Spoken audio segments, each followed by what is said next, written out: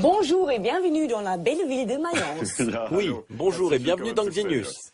Aujourd'hui, Dörte et moi allons vous parler des drogues au quotidien.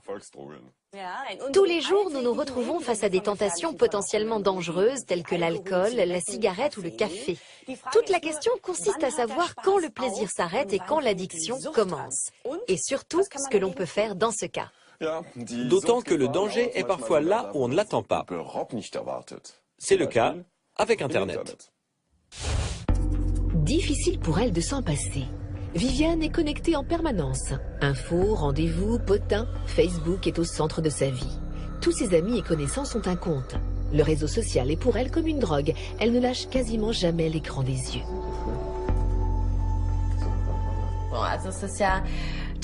Il y a toujours quelque chose de drôle, de marrant qui se passe. On voit des super trucs. C'est ultra simple et on s'amuse bien.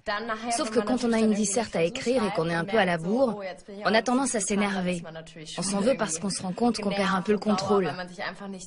On n'est pas capable de se dire « Bon, ok, là je me déconnecte ».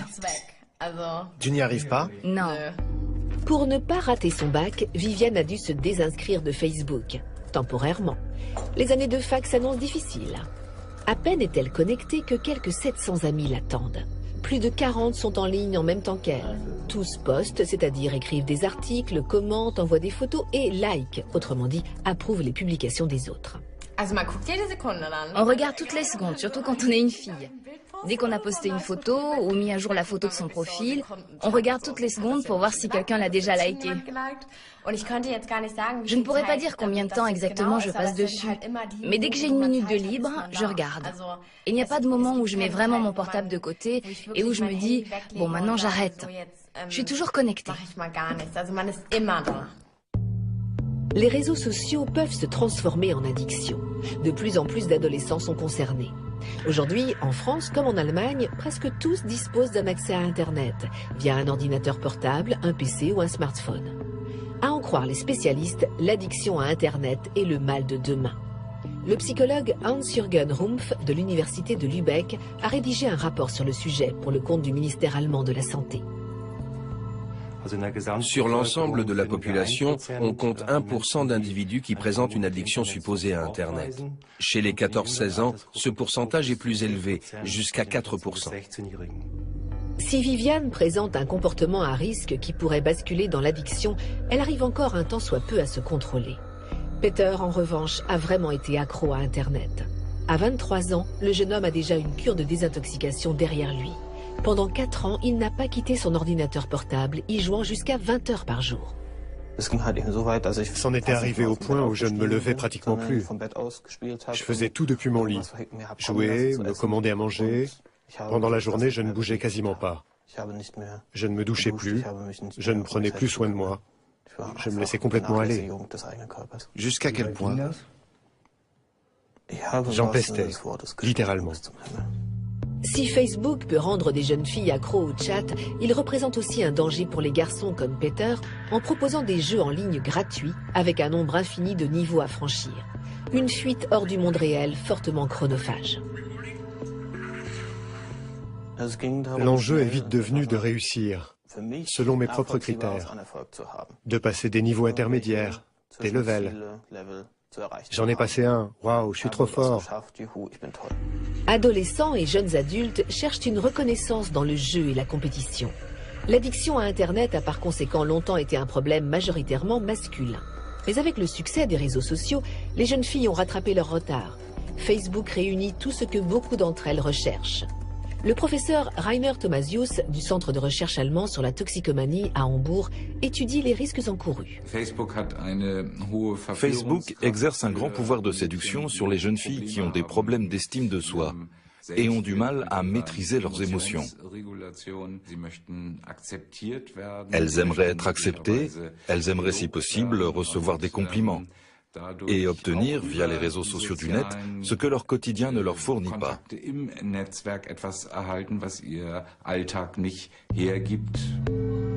Beaucoup ont donc intégré Internet dans leur quotidien et augmentent ainsi le risque d'accoutumance. Smartphones et tablettes font en effet d'Internet une drogue disponible partout et à tout moment. Il y a de moins en moins de distinction claire entre le fait d'être connecté et celui d'être déconnecté, entre Internet et la vie réelle. Ces deux espaces sont de plus en plus interconnectés. Aujourd'hui, par exemple, deux jeunes qui sont assis l'un à côté de l'autre et interagissent peuvent simultanément consulter leur smartphone et être connectés à Internet. Il n'y a plus de distinction nette et précise. C'est pourquoi il sera plus difficile à l'avenir d'affirmer, par exemple, que telle personne est trop souvent ou trop longtemps connectée. Mais que veut dire trop souvent ou trop longtemps? Les spécialistes situent la limite à 30 heures hebdomadaires de jeux en ligne ou de réseaux sociaux. Pour Peter, c'était beaucoup plus. Conséquence, arrêt des études, isolement, perte de contrôle. Le profil type de l'addiction. Quand je restais un jour ou deux sans me connecter, j'étais d'une humeur massacrante. Je prenais la mouche très facilement. Ça arrivait souvent que j'enguirlande quelqu'un alors qu'il m'adressait la parole tout à fait normalement.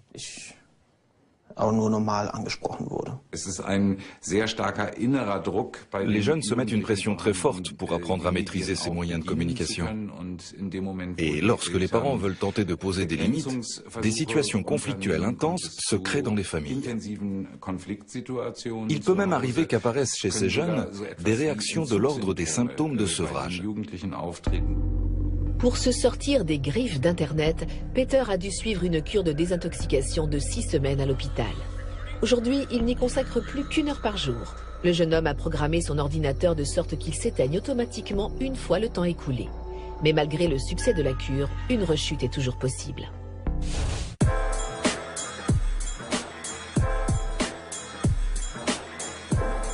Nous allons maintenant découvrir la première consultation ambulatoire d'Allemagne spécialisée dans l'addiction à Internet et aux jeux vidéo.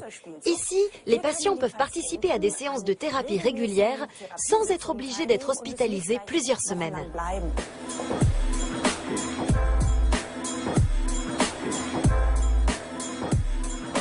Bonjour. Ravi de vous voir. Entrez. Merci. Vous êtes psychologue et votre consultation vient de se terminer. Nous avons vu dans le reportage que les jeux en ligne et les réseaux sociaux constituent la principale source d'addiction à Internet. Quelle est votre expérience sur le sujet? Effectivement, les joueurs de jeux de rôle en ligne constituent toujours actuellement le gros de nos patients. Je pense notamment à un joueur du jeu de rôle World of Warcraft. Les réseaux sociaux sont aussi présents chez nous, par exemple Facebook. Mais cela ne concerne pour le moment que 10% environ des patients. La pornographie et les jeux de hasard sur le net sont également représentés à hauteur de 10%. C'est une autre part importante. J'imagine qu'il est difficile de déceler quand un sujet bascule dans l'addiction. Comment diagnostique-t-on une addiction à Internet ? Les personnes qui viennent à notre consultation ambulatoire avec ce genre de problème commencent par remplir un questionnaire mis au point par notre équipe. Ensuite, nous menons évidemment un entretien approfondi qui nous permet de détecter d'autres problèmes éventuels, comme la dépression ou l'anxiété. Il existe donc un lien entre l'addiction à Internet et d'autres problèmes? Oui, effectivement, nos patients souffrent fréquemment d'une grande anxiété sociale. Nous avons pris cela en compte dans notre approche thérapeutique, qui est axée notamment sur les compétences sociales. L'addiction à Internet est-elle une pathologie à part entière ou est-ce plutôt un effet de mode ? Il s'agit bel et bien d'une pathologie qui touche un grand nombre d'individus. Nous pouvons d'ailleurs mesurer chez nos patients dépendants à Internet des réactions différentes de celles des sujets sains. Comment ça, mesurer? Au moyen d'électroencéphalogrammes. Ah, tenez, nous avons un volontaire. D'accord, je m'y colle. Très bien.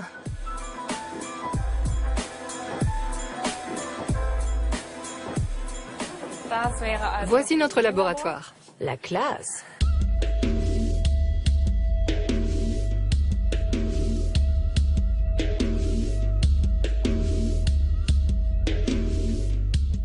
Il est prêt, je crois. Oui. Super. Dans un instant, nous allons mesurer si Pierre et son smartphone entretiennent déjà une relation de dépendance. Mais avant cela, voyons quel rôle joue le système de récompense présent dans le cerveau dans l'addiction. L'homme à qui l'on pose des lunettes de protection s'apprête à passer une IRM. Objectif des chercheurs, obtenir des images de son cerveau au moment où on lui présente ses photos. Ce patient est alcoolique. Le professeur Kiefer de l'université d'Heidelberg va observer avec attention son activité cérébrale. L'expérience consiste à faire passer un IRM à des patients alcoolodépendants en leur montrant des photos de boissons alcoolisées. Cela suffit à rendre visible l'activation du système de récompense. Par exemple, sur cette image IRM, on voit que dans cette région, le système de récompense est activé. L'IRM permet de déterminer si le sujet éprouve un intérêt fort pour l'objet représenté. Si le sujet associe l'alcool à des expériences positives, la simple vue d'une boisson alcoolisée entraîne la libération de dopamine dans le système de récompense.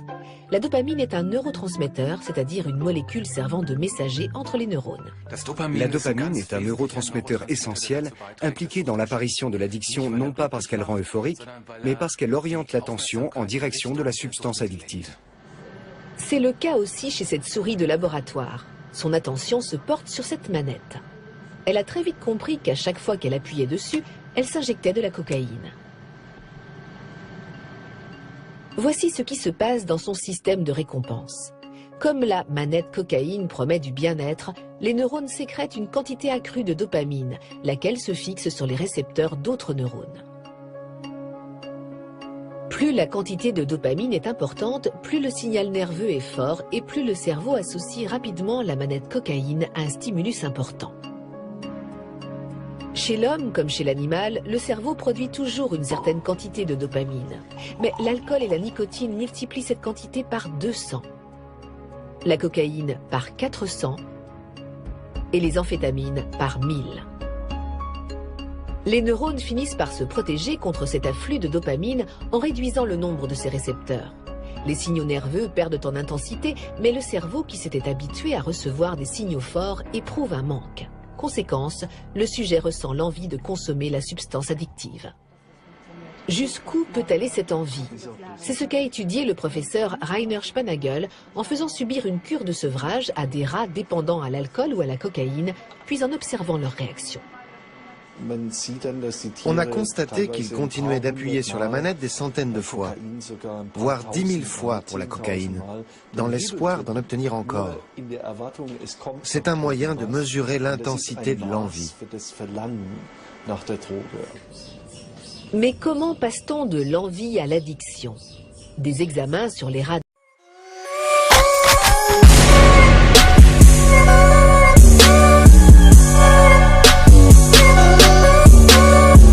dépendants ont révélé qu'en plus de la dopamine, un autre neurotransmetteur était impliqué, le glutamate. Sa sécrétion entraîne une excitation des neurones. Or, l'alcool, en jaune à l'écran, bloque les récepteurs du glutamate. Comme les effets excitants du glutamate sont en partie entravés, le sujet ressent un sentiment d'apaisement. Problème, le blocage des récepteurs entraîne une production accrue de glutamate. Si à ce moment-là, l'organisme a éliminé tout l'alcool ingéré, de grandes quantités de glutamate se retrouvent soudain sur les récepteurs désormais libres. Conséquence, au lieu d'être simplement stimulé, le corps est agité. Reprendre de l'alcool est une solution, mais seulement temporaire, car à long terme, le problème ne fait qu'empirer. Chez les sujets sains, un mécanisme de régulation empêche que le glutamate soit produit en excès en permanence. Sauf qu'une consommation régulière d'alcool détruit ce frein naturel. La conséquence? Des concentrations extrêmement élevées de glutamate qui entraînent des symptômes de manque, comme une grande agitation et des crampes. Les études montrent que le mécanisme de régulation du glutamate chez les rats est quasiment identique à celui de l'homme.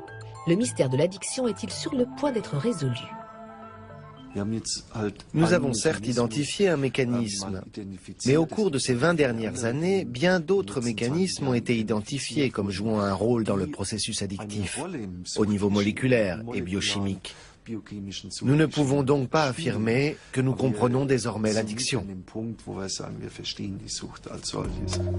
Tous les systèmes de neurotransmission sont loin d'avoir été étudiés, idem pour leurs interactions. Ce que l'on sait, c'est que les stimuli, quelle que soit leur nature, entraînent de nouvelles connexions neuronales à la base de l'apprentissage et de la mémoire, y compris de la mémoire de l'addiction. Il a été prouvé, du moins avec l'alcool et la cocaïne, que le glutamate participe à l'apparition de la mémoire de l'addiction et que la dopamine la consolide. Une expérience doit permettre de savoir si cet apprentissage du système de récompense est réversible. Des sujets alcooliques sont invités à ouvrir une bouteille de leur boisson préférée, à remplir un verre et à humer son odeur. Mais ils n'ont pas le droit de boire. Objectif, faire perdre à l'alcool son importance démesurée. Reste à voir comment va réagir le système de récompense à cette tentative de désensibilisation. Après ces séances, l'activation du système de récompense a été moins importante. De même, nous le supposons que la sécrétion de dopamine et l'attention portée en direction du stimulus. Les chercheurs tiennent une piste pour diminuer la probabilité de rechute des patients dépendants, mais pas pour effacer la mémoire de l'addiction ancrée dans le cerveau. Ok, c'est parti pour l'électroencéphalogramme. On y va.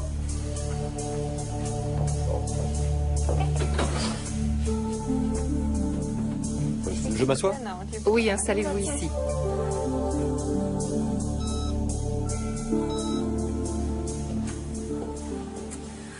Nous allons commencer. Je vais vous demander de regarder avec attention les images qui vont suivre. Ensuite, nous verrons ce qu'il en ressort. Je les regarde, c'est tout. Oui, c'est ça.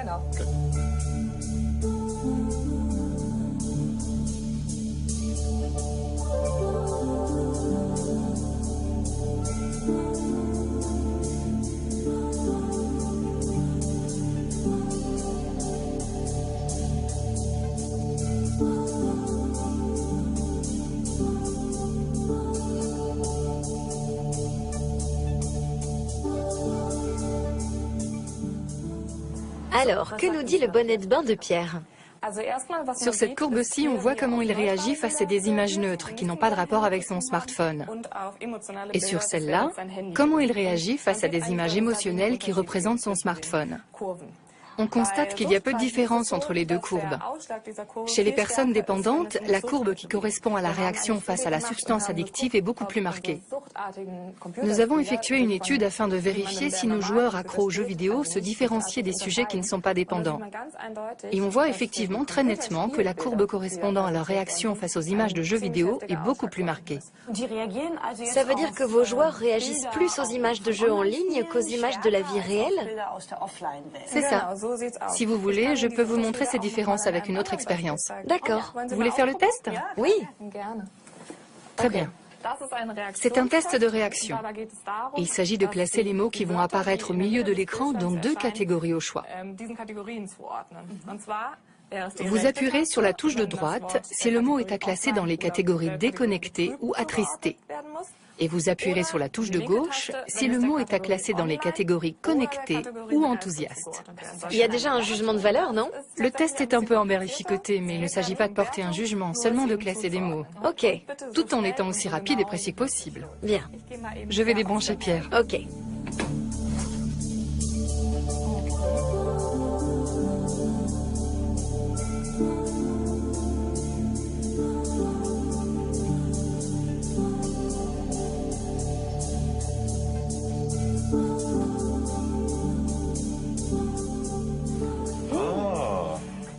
Les résultats sont arrivés, on dirait. Alors? Avec ce diagramme d'évaluation, nous pouvons visualiser chez nos sujets l'enthousiasme ou la tristesse qu'ils ont associé aux mots connecté et déconnecté. D'après vos résultats, vous présentez une préférence légère pour les activités en ligne. Chez nos sujets dépendants, c'est différent. Leur préférence pour les activités en ligne est nettement plus importante, d'où leur plus grande rapidité à associer les mots enthousiaste et connecté. Notre groupe de contrôle qui ne présente pas d'addiction à Internet se situe entre les deux. Et que peut-on conclure précisément de cette évaluation? On peut conclure de cette évaluation que le comportement addictif est un processus très automatisé. Cela veut dire qu'avant même de réaliser que l'on a envie de la substance addictive, ce processus est déjà enclenché. C'est la même chose chez tous les malades souffrant d'une addiction. Ils ont des difficultés à contenir leur envie une fois que cet automatisme est en place. Merci. Merci. Je vous en prie. Les dépendances à Internet, à la nicotine ou à l'alcool ne sont pas les seules pathologies addictives répandues. Notre émission touchant à sa fin, quoi de mieux, en guise de dessert, que de vous parler du sucre. New York, la ville de tous les superlatifs. Mais l'un d'entre eux suscite l'inquiétude des autorités sanitaires. Les New-Yorkais sont trop gros. Environ 6000 habitants de la Grosse Pomme meurent chaque année des conséquences du surpoids. En cause, le sucre. Les autorités de santé essaient d'alerter la population au moyen de vidéochocs. Un soda le matin, 16 morceaux de sucre. Un thé glacé à midi, 18 morceaux. Un café frappé à la pause, 32 morceaux. Et un cola le soir, 27 morceaux. Soit une consommation totale de 93 morceaux de sucre dans la journée et des conséquences graves pour votre santé, notamment l'obésité, facteur de diabète, de maladies cardiovasculaires et même de cancer. Alors buvez, mais sans vous rendre malade. À New York, ces appels à la raison n'ont pas suffi. Une loi devait interdire la vente de boissons non alcoolisées de plus d'1 demi-litre dans les kiosques, restaurants et cinémas. Mais quelques heures avant son entrée en vigueur, cette interdiction très controversée a été invalidée par un tribunal new-yorkais. Un sérieux revers pour Michael Bloomberg, l'ancien maire de la ville, qui voit dans cette initiative une étape importante dans la lutte contre l'obésité. This is the single biggest step any city, I think, has ever taken to curb obesity. But certainly not the last step that lots of cities are going to take, and we believe that it will help save lives. La plupart des gens savent que l'obésité n'est pas bonne pour la santé. Alors pourquoi certains ont-ils autant de mal à renoncer au sucre? Est-ce par manque de volonté ou parce que le sucre est une addiction?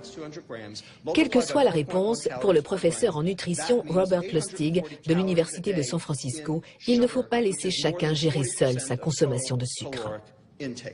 Nous avons besoin d'une intervention des pouvoirs publics pour réduire la consommation de sucre. Quant à savoir quelle forme cette intervention doit prendre, le débat reste ouvert. Personnellement, je n'ai pas d'avis tranché sur la question. La seule chose que je sais, c'est que nous avons besoin de réduire la consommation de sucre et que cette initiative doit être lancée par les pouvoirs publics, pas par les consommateurs. Sinon, rien ne changera jamais, car si le sucre est addictif et s'il est disponible, les gens continueront d'en consommer trop, comme ils le font actuellement. Le sucre rend-il vraiment accro?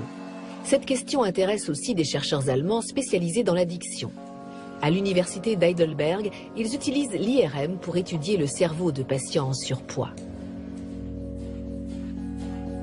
Le professeur Falk Kiefer examine ce qui se passe lorsqu'on présente à ses volontaires des photos de différents aliments. Résultat, leur cerveau ne réagit pas de la même manière face à une pomme que face à une glace ou une pâtisserie. Seuls les aliments contenant du sucre ajouté activent le système de récompense qui réagit au sucre comme à l'alcool ou à d'autres substances addictives en sécrétant de la dopamine. Avec ce système de récompense qui produit de la dopamine, tout ce qui a un rapport avec une consommation de sucreries est considéré par le cerveau comme important et augmente l'attention. Des personnes souffrant d'obésité marchant dans la rue porteront davantage d'attention à la boutique de bonbons, aux marchands de glace ou au McDonald's que des personnes non obèses qui réagiront à ces nombreux stimuli de façon tout à fait neutre. Mais peut-on aller jusqu'à qualifier l'envie de sucre d'addiction? Les chercheurs allemands n'ont pas encore d'avis tranché. La prédilection pour les sucreries a beaucoup à voir avec la prédilection pour les drogues. Seule l'ampleur du problème est en général plus grande chez les toxicomanes. Mais nous connaissons des obèses gravement atteints qui, malgré les innombrables répercussions sur leur santé, n'arrivent pas à arrêter le sucre. Le professeur Rainer Spanagel aussi étudie l'envie irrépressible de sucre. Non pas sur les hommes, mais sur les rats. Les rongeurs en sont tout comme nous très friands.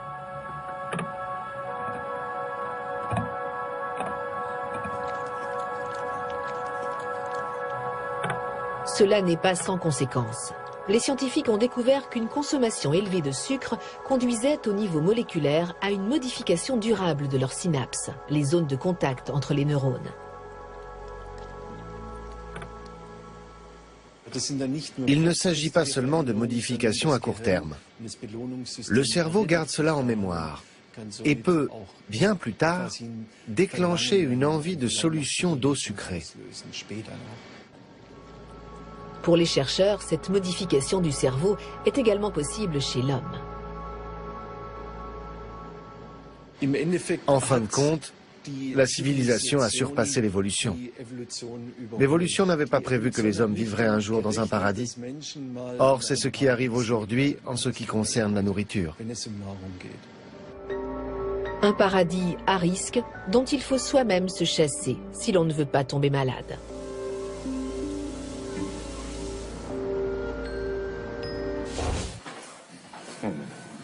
Heureusement, il existe une addiction qui est sans danger. C'est d'être accro à Xenius.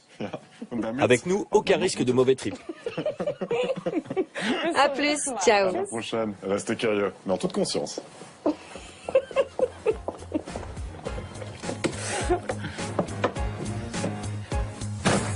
En plus, l'avantage avec Xenius, c'est qu'on peut le revoir sur Arte+7 ou aller sur notre page Facebook. C'est vrai. Tiens, d'ailleurs, regarde, on a des nouveaux likes suite à notre dernier post. Ah, cool. Ça fait plus de téléspectateurs. Attends, je regarde sur Twitter.